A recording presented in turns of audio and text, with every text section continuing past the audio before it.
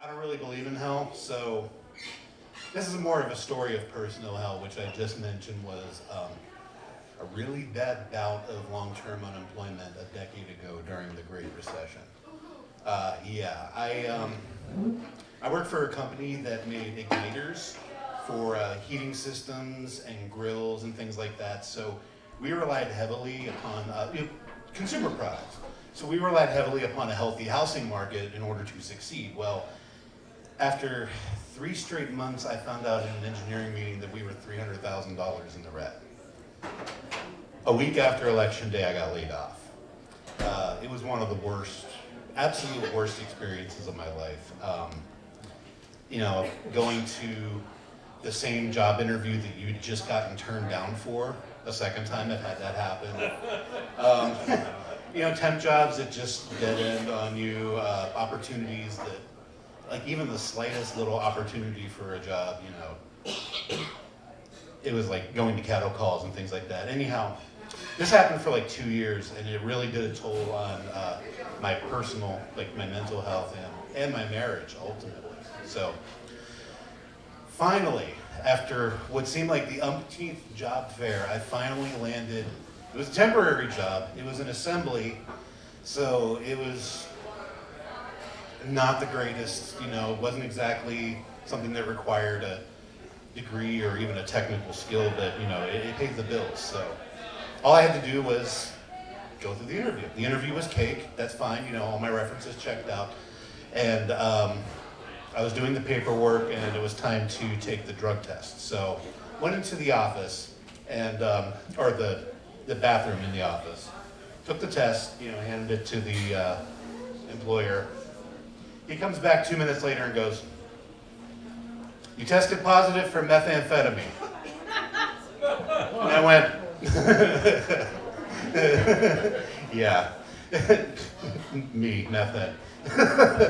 "Yeah, you're serious, aren't you?" He's like, "Yeah, I'm very serious."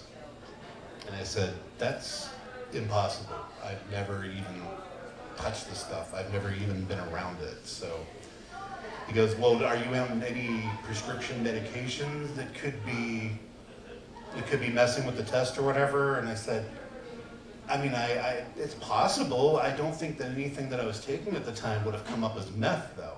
That's a pretty specific thing. So anyhow, I returned to the employer with, a list of my medications or whatever in the bottles and everything. They kind of just were like, they need a warm body to do inspections, so take the job. So I got the job, despite being a meth head. So I worked at this place for about 2 or 3 months, and then I came down with a really, really bad case of sciatica, and I had to essentially quit the job because it was a temp job. So I was laid up for about a week or so, and I got a phone call for a much better opportunity, something more in my field, something a lot more technical. And so I was really excited about it. I ended up getting healthy over like the next week or so. I went to the interview. It was at another staffing agency, and I was hitting it out of the park. My references were good and everything. I told all the right stories. Time for the drug test. It happened again. And I said, I don't know what's going on. I felt like I was being gaslighted. Gaslit? I don't know how the term goes. Because I told him, I was like, I swear to you, the things I'm on should not be coming up as meth. This is insane. Why does this keep happening? And he goes, you might want to go for a second opinion. If you go to like a lab, these kits or whatever, they're kind of crummy, it could be a false positive. I'm like, you don't understand though. There's nothing in my life that could trigger this false positive. So of course I went home and told my wife at the time, and we went on this like Google flurry. So I handled it the way I handle any stressful situation. Wild speculation. So I was Googling all kinds of crazy things like mobile meth lab car, because I had just bought a car a couple months before that. Residual effects house meth lab, because we had just closed on a house about 6 months before this job interview. So we looked at the new brand house. There could have been a a meth lab down in the basement at one time, and it was cleaned up, and there's trace elements of it somewhere. So I'm Googling all this crazy shit, and then I don't know what made me decide to go, oh my God, Brian, you know what? You're on over-the-counter medications, aren't you? So I started Googling, I forget what the first one was. Oh, Percocet methamphetamine, because they did give me Percocets for my back. That doesn't make any sense. They're two completely different classifications of drugs. And then I tried a couple other things, and then ranitidine, which is the generic term for Zantac, 150 milligrams methamphetamine, showing I don't know how many thousands of results, and I was like, bingo.